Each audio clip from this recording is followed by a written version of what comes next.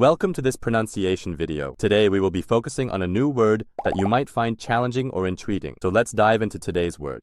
아들들을, which means sons in Korean. Let's say it all together. 아들들을, 아들들을, 아들들을. One more time. 아들들을, 아들들을, 아들들을. Thank you for joining us on this adventure in pronunciation. Remember, language is a journey, not a destination. Keep exploring, experimenting, and expanding your linguistic horizons. We'll see you next time.